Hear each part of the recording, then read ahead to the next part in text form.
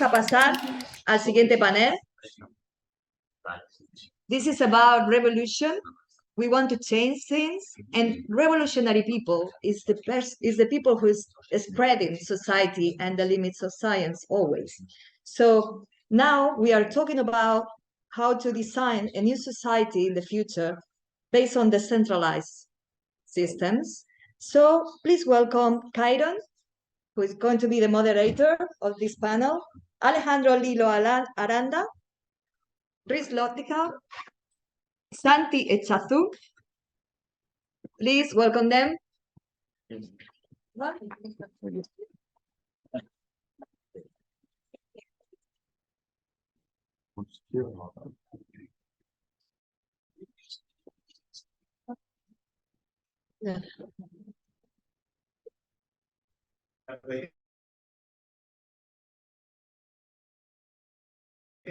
El espacio unos momentos para presentarnos, si quieres. Vale, un segundito. Yo me llamo Alejandro Lillo y soy el director de ventas de Seedify. Seedify es un launchpad y un incubator de la Web3. Somos un proyecto totalmente DeFi, llevamos 3 años operando. Pues básicamente a lo que nos dedicamos es a acelerar e incubar proyectos. Durante el proceso de aceleración les proveemos pues, distintos servicios, como puede ser market making, security audit, bot prevention, cuando van a hacer un listing en un DEX, levantamiento de capital. Tenemos una comunidad ahora mismo de 50.000 inversores activos, 50.000 wallets. Levantamos más o menos 2 horas entre medio millón y 1 millón para los proyectos. Y aparte de eso, pues bueno, les ayudamos con el listing, que hoy en día es una tarea bastante tediosa, sobre todo cuando no van con un CEX, que es mucho más fácil. Cuando van con un DEX, hoy en día hay muchos hackers que meten bots, que quitan la liquidez antes y truncan un poco los smart contracts. Entonces, lo que se dedica a Seedify es a asistir a proyectos que están acelerándose en la blockchain. Ya hemos lanzado 64, levantando entre los 64 23 millones y este año tenemos el ROI más alto del mercado por delante de Binance Smart Chain Launchpad, de PancakeSwap Launchpad, DAOmaker y pues nada, es un proyecto como el que han presentado anteriormente, estamos encantados de poder hablar. Voy a hablar español, inglés. My name is Hrish. I'm co-founder and CEO of SuperWorld. SuperWorld is a virtual world covering Earth. It's all around us. We're in it right now. It's an augmented reality. So you have a world, I have a world, brands have worlds. If I come to Madrid or New York or London, anywhere in the world, you could say, Hrish, check out my world. And I could walk around and you've left me. So you've left a hologram of yourself at the door, introducing me to the conference. You've left photos and videos in different places. You've left 3D interactive objects you can click on and buy something or click on and experience a new area. You've personalized the real world in augmented reality. And then we divided the surface of the Earth into 64 billion properties, 0.01, 0.01 longitude, latitude, covering Earth. So you could buy this place, you could buy Puerto del Sol, you could buy Times Square, you could buy anywhere in the world. And you're buying geospatial media assets. Each one's about $50, about 100 Matic. And once you buy those, you become a stakeholder in those locations. You benefit from all the monetization, advertising, e-commerce, digital commerce, data, analytics, gaming, DeFi, in those real world locations from the unlimited number of filters that can exist in that location. So from everything that happens in that location. Our mission in SuperWorld is to enhance your real life, your physical life. And then collectively, our mission is how can we build a decentralized virtual world that actually improves humanity? So that's what we've been working on, and excited to tell you more about mission and vision. Thank you. Y yo hago una breve mía. Mi nombre es Alejandro, también conocido como Kairon. Soy el caballero errante de los protocolos, las DAOs y los proyectos Web3. No tengo ningún proyecto que me pertenezca a mí, pero he trabajado con cientos de proyectos en el espacio, asesorándolos, acompañándolos. Y sí, ahora tiene sentido que sea el moderador. Bueno, empecemos esta conversación con una pregunta introductoria, la más emocionante, la más interesante. ¿Cómo verían las tecnologías descentralizadas, la tokenización, la distribución de infraestructura, revolucionando el mundo? Pensando en el mundo que tenemos ahora, sin irnos al pensamiento de las nubes. ¿Cómo ven este tipo de tecnologías haciendo la vida más fácil? Should we go in English, Spanish, or? If You want me to translate? You can Yeah, I understand? can translate them. Okay. Yeah, and by the way, whenever they're written in English, right? So you can read. Oh, yeah. So yeah, coming down to the ground. How do you see decentralized technologies, tokens, all of these things we're like spearheading, making the lives of everyday people Sí, easier? después.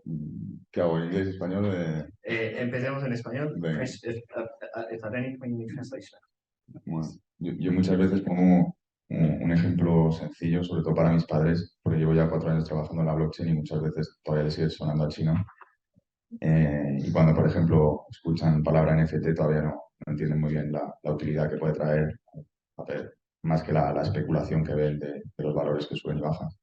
Entonces, para mí, una utilidad que puede traer la tecnología, como nos estaban preguntando, utilizando los NFTs, miraría un ejemplo muy básico, como un partido de una final, por ejemplo, de cualquier deporte, en la cual la gente se vuelve loca por comprar entradas. Antes del partido, alrededor del estadio suele haber mucha reventa y acabas comprando una entrada a veces que cuesta 1.000 euros que luego no sabes si es falsa o qué va a pasar. Si esta entrada es un smart contract y fuese un NFT, en el momento que la compras, ya tienes la seguridad y la transparencia de que esa entrada es la real, ¿no? Entonces, la tranquilidad de utilizar la tecnología blockchain en ese caso para el ticketing, por ejemplo, de una utilidad, serían, pues, yo creo que muy beneficiario para la sociedad. Y bueno, como ejemplo tengo otros, pero le doy la palabra a mi compañero. So, you know, I think that the opportunity for us with artificial intelligence and you know, other technologies like immersive technology, visualize things in AR and VR, and the opportunity for Web3 to interact with both of those technologies, whether it's AI and immersive tech, is very important. It's really bringing Web3 brings together so many different technologies. It gives us so many utilities from the fact that you have authenticity of any digital you know mechanism, whether it's an NFT or whether it's currency or payments, whether it's being able to have governance. I think that over the course of the next 5 years, a lot of the use cases are going to become more well known. Meaning, you know, we just launched a partnership with a big brand in the US called Sports Illustrated, just to give you an example, at SuperWorld. And they've added 250,000 events in SuperWorld for live concerts, sports, and theater events. So I can go to SuperWorld right now and I could buy tickets to the Yankees game, a baseball game, a real game. But if you buy the area in SuperWorld where the Yankees play, the virtual real estate, you make money from all of those ticket sales. So you can authenticate a place and buy that place and earn money from what happens at that place. So we've you know, in this case, we've utilized blockchain to authenticate a location, right? But you can also authenticate content like a ticket. and then that goes to voting and governance and all these other things. So I think we're going to see those use cases become part of our daily lives very quickly. I also think like for gaming industry so far, like we have been working very close with game projects. I'm a gamer since 1995, and I really love like the idea that right now all the time that I have spent maybe in one game buying cosmetics, skins, whatever, to have the possibility of going to a secondary market where I can sell my own assets. So someone, instead of spending all the time that I did, he can purchase it. I think that's amazing that you can already do it in some games like Counter-Strike, CSGO, but you need to do it in a black secondary market where you have like the security of doing a transaction in a proper way. And I think like blockchain in general, as he was mentioning, is bringing another way of thinking for people. I was yesterday with my girlfriend talking about self-education in investments. Creo que voy a hacer en español esta continuidad, eso creo que me viene mejor así. Entonces hablaba con mi chica ayer de cómo la gente se está autoeducando con la blockchain para utilizar su dinero, ¿no? Yo llevo 4 años que mi salario es pagado todo en criptos, en stablecoin.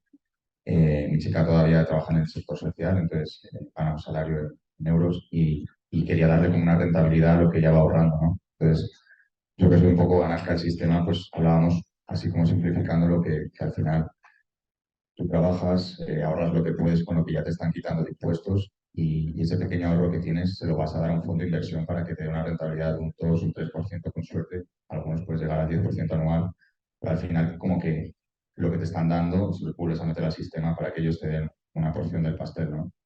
Creo que en la blockchain, cuando empiezas a ganar tus propios tokens, los self-custody tú en un wallet, que en mi caso, bueno, pues puede ser un ledger, empiezas a ser tú el banco, empiezas a tú decir, yo voy a darle rentabilidad a mi dinero, es decir, voy a empezar a prestárselo a la gente, voy a ir a protocolos como AVE, y creo que eso también es una enseñanza de ver que realmente no necesitamos un tercero, ya sea un fondo de inversión, un banco, para sacarle rentabilidad a nuestro dinero.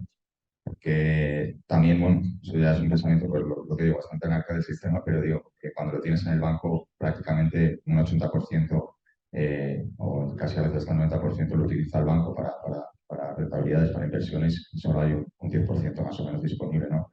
Entonces yo creo que darse cuenta de que le podemos sacar mucho más partido a lo que tenemos, también es un pensamiento que va con la utilidad que trae las cryptocurrencies. Y también para dar otro ejemplo que vivo yo en mi día a día, pongo aquí el contraste, digamos, cómo es transar con dinero a través de una cuenta bancaria versus cómo es cuando uno maneja las monedas. Me ha pasado varias veces que un amigo en Etiopía o en Australia o en Estados Unidos me dice, y me presta 5 pavos y la tenemos. Y a los 2 minutos los tiene en su billetera. Mientras que yo mismo, con mi cuenta bancaria colombiana, mi cuenta bancaria española, para pagar la renta de mi piso, tengo que transferirme desde mi cuenta colombiana y contar con 3 días laborales a que llegue a mi cuenta española para poder pagar la renta de mi piso. Sí. Pero bueno, continuando. También, y es la pregunta la en inglés para también dinamizar. When we're thinking of tokens and especially identity, we talked about the financial aspects of it, but another big use case for blockchain is verifiable identity, provenance, everything we've talked about. How can we develop an identity system or a verifiable identity system that doesn't devolve into social credit systems, as we're seeing in China, several other places in the world? Not saying that that's the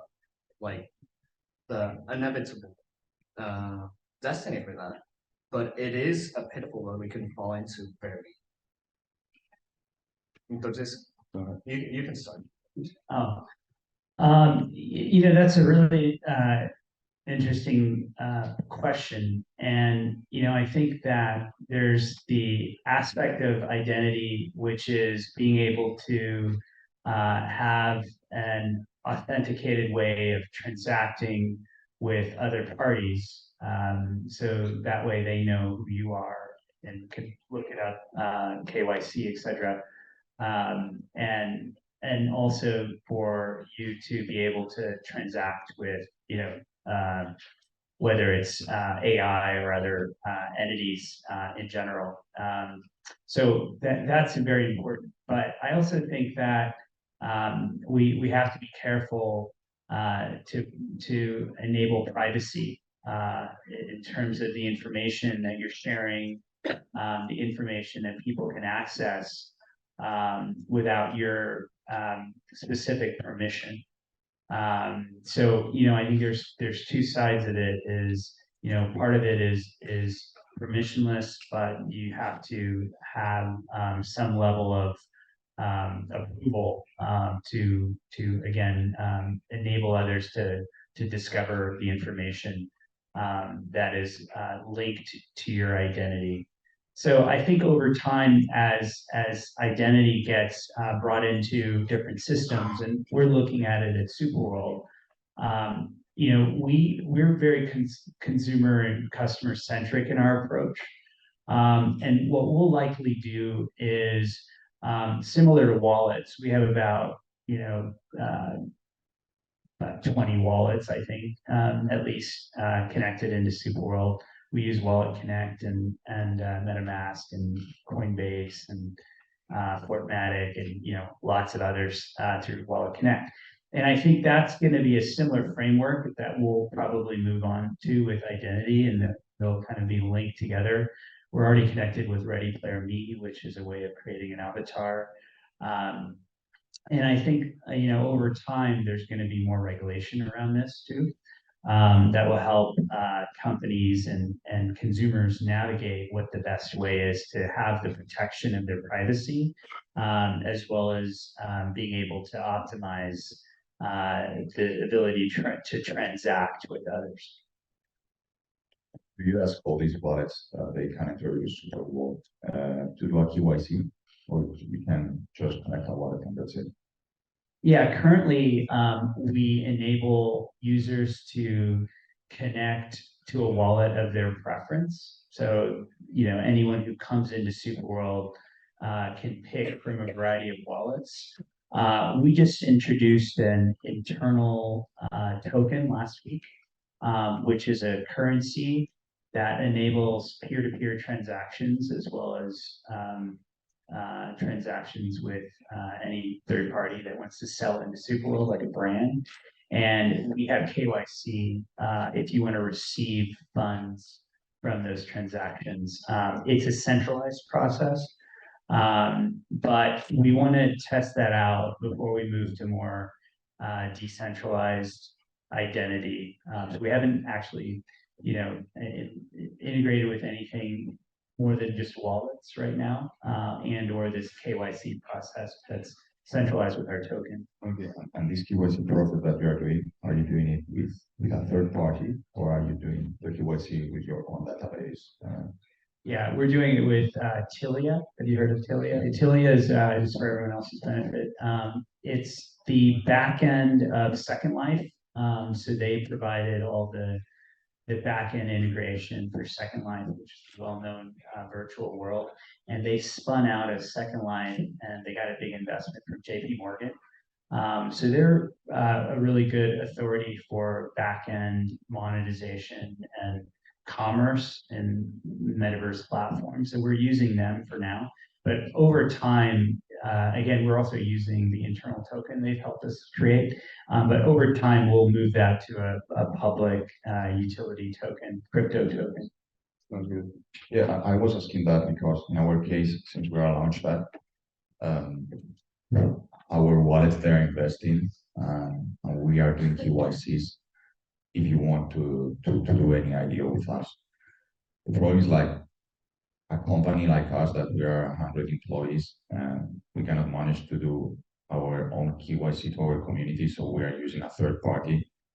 And as we are in blockchain, people doesn't want to discover their identity, right?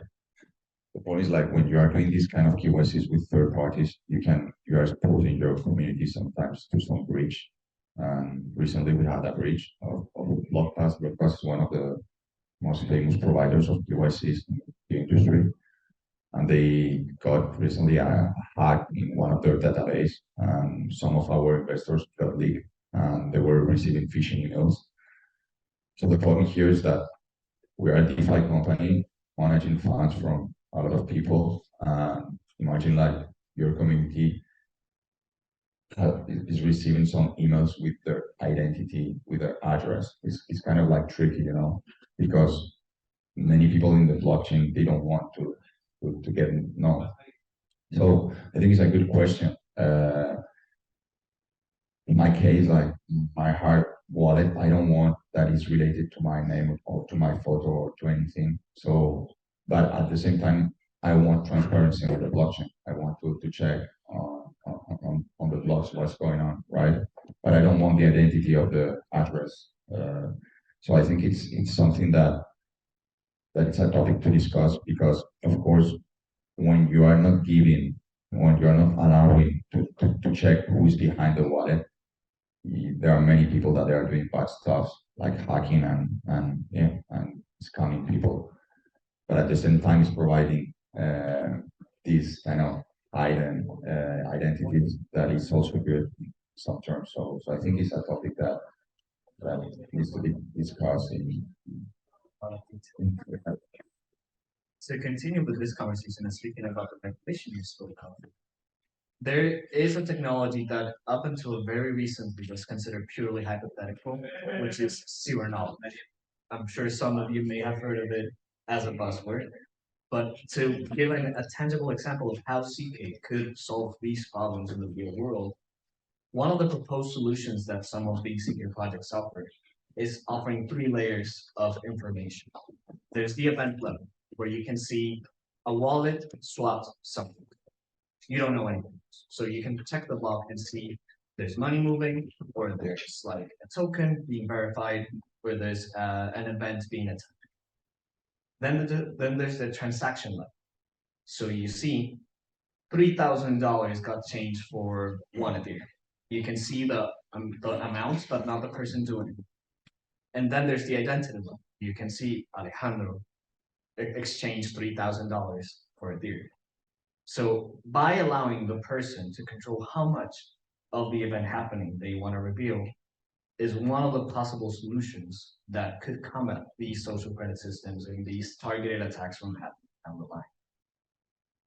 So now, switching that onto the other side of the equation, the last question for the discussion due to time sadly, is going to be more around how can these projects, how can these technologies adapt to existing societal norms and existing regulation in a way that doesn't involve us dancing this weird tangle where we have to wait until someone gets sued before regulation actually happens. For example, like a case that's really close to mine, it's how the UK recently banned encryption in all levels of messaging and online in general. Imagine if something like that were to happen with CK projects, whereas as it happened with Tornado Cash, for example. What do you think we could do to avoid this regulatory hell that we're currently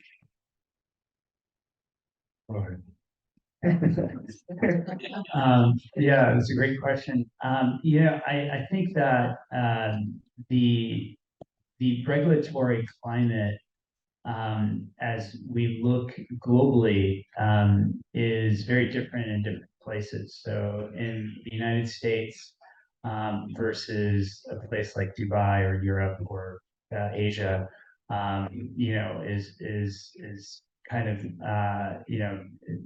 not in alignment currently globally, right? So certain places like the US have been taking more enforcement action as opposed to leading with regulatory frameworks. I think we've seen more positive regulatory frameworks that have come out of Europe with MiCA. And in terms of Asia, like places like Singapore or Dubai, we see a lot more leadership on the regulatory side, and a lot more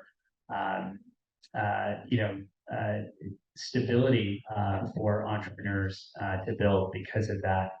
So, I think that as entrepreneurs building companies and as the technology progresses, I think we're going to see that the technology and companies that are building in the more frontier areas of the technology, like ZK proofs, or in terms of any of the newer kind of ways for us to interact with blockchain. I think that these technologies are likely going to be introduced in areas of the world that provide more of that regulatory stability.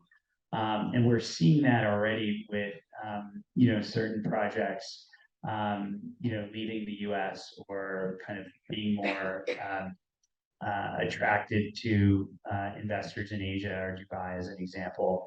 And I think over time, as those parts of the world, if this continues in the same way, provide more leadership and the technologies are able to flourish a bit more, I think you'll see it spreading back to the US and maybe Europe and other places as well. So overall, I think that consumers are going to be interested in adopting these technologies regardless of where they live. So if you're a customer in the US, if you have the ability to get onto a platform or to utilize the technology, and you can bypass any of the potential barriers to that, you might still try to do it.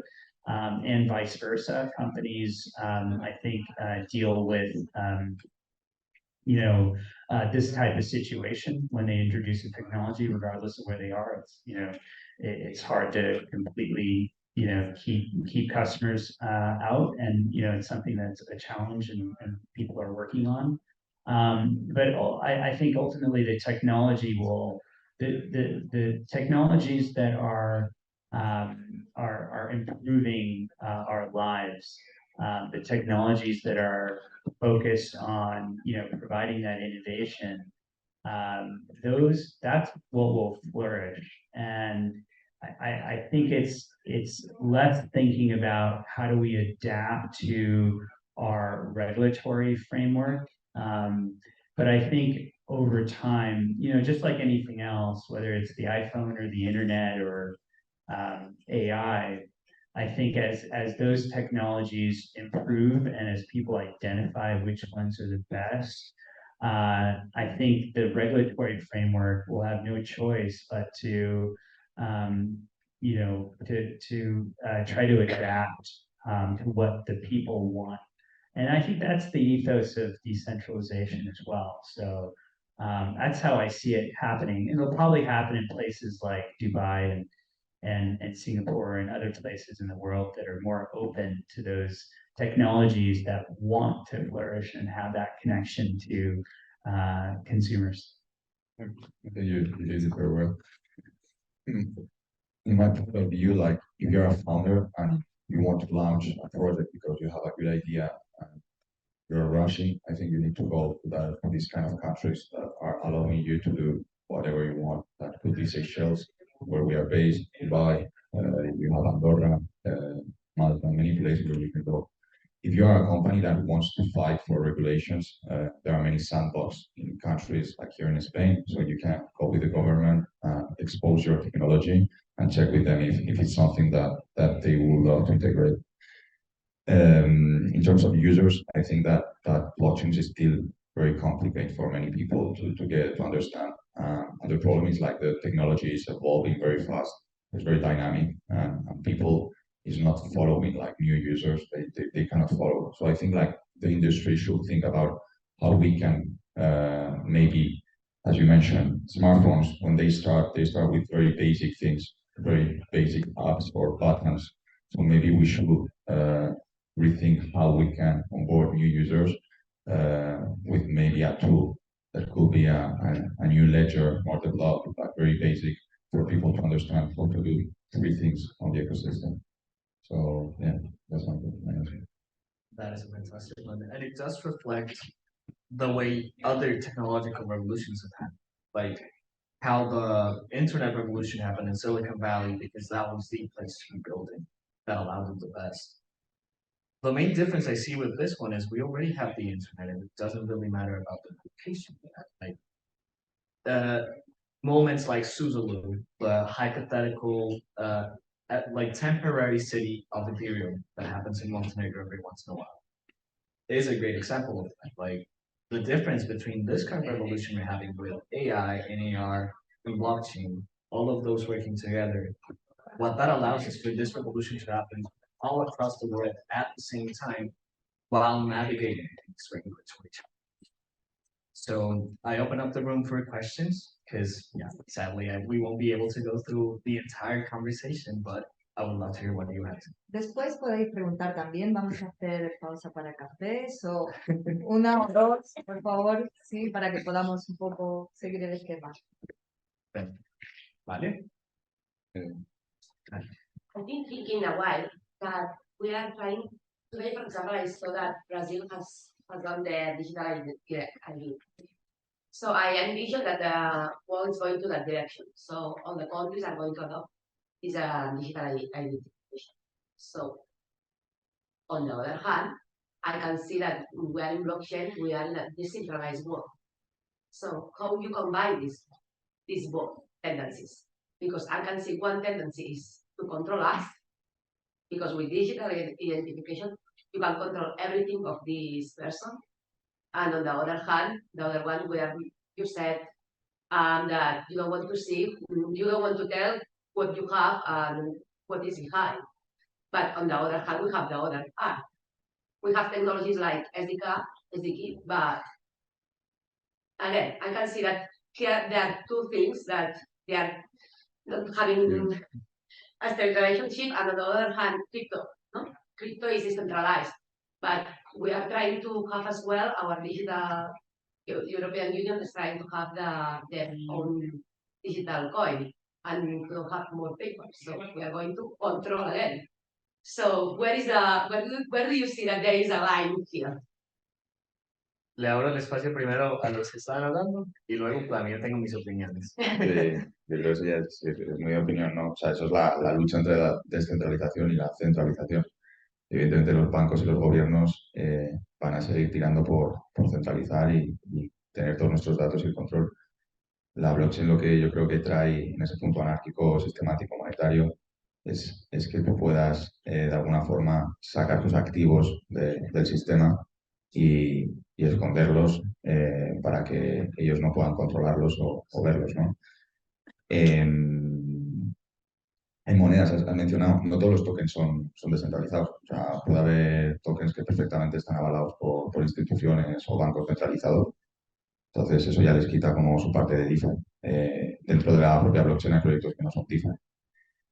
Pues eso ya es un debate, ¿no? ¿Hacia dónde van? Yo creo que la DeFi, por su parte, va a intentar desarrollar a lo máximo todas las herramientas para que podamos vivir todo descentralizado, que ya está pasando, las va a mejorar y las va a dar como más casuísticas para que la gente la entienda y pueda ponerlo en valor. Y por otro lado, yo creo que los estados se adaptarán, porque al final tanto los políticos como todo el mundo van a ver que se está moviendo mucho dinero allí. Son proyectos y empresas, bueno, no empresas, es decir, protocolos muy potentes y al final, por mucho que quieran regularlo, no van a poder controlarlo. Entonces, eso hay un poco un debate. Yo sí que estoy a favor de, por ejemplo, un pasaporte cultural digital, que puede ser un NFT dinámico, que puede utilizar tecnología Chainlink, y que a lo mejor cada vez que tú vas a un teatro, a un museo, o que estás yendo a comprar, yo qué sé, en un sitio local de comida orgánica, que tu pasaporte vaya evolucionando con todas esas cosas que estás haciendo, ¿no? Y que eso te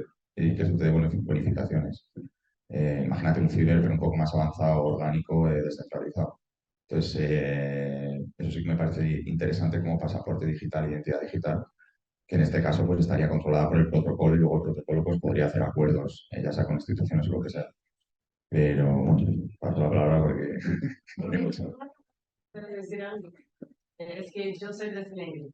Ya tenemos un título de director que es digital. Entonces, eso ya está mucho más evolucionado. Y mientras esto, la votación, el sistema de elección Sigue siendo por papel. es sigiloso y no es papel. Vale. Es uno de los únicos países en el mundo que está totalmente informatizado. Digitalizado ya. Wow, Ya, es un avance. sí, mucho más avanzado, por ejemplo, Que aquí. en España. Que sigue siendo Pero papel. yo creo que las personas hagan una confusión entre tener algo digital y esto ya ser malo y va a ser controlado. O sea, hay veces que tú tienes que tener transparencia y transparencia en la sociedad, porque yo, como tú dijiste, y este el ejemplo, yo quiero saber quién está, por ejemplo, haciendo alguna transacción conmigo en un aspecto más crítico. Entonces, no quiere decir que todo tiene que ser oculto, sigiloso, descentralizado en este aspecto. O sea, hay una confusión de términos, creo, y para lo que tú debes o no tener la información para todos. Si tenemos responsabilidad en la sociedad,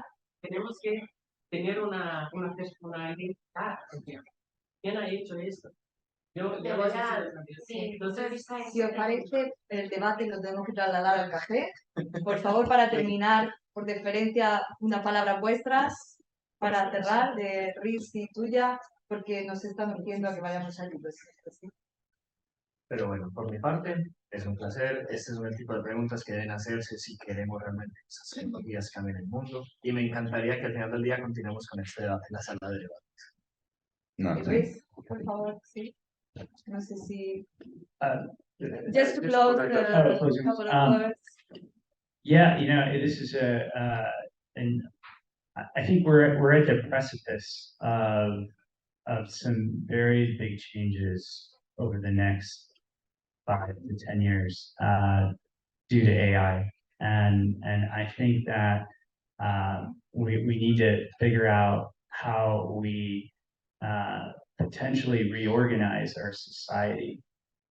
And so back to your question about centralization versus decentralization, I think we're probably going to move to a new potential world order because of that. A way different way of being organized as a society.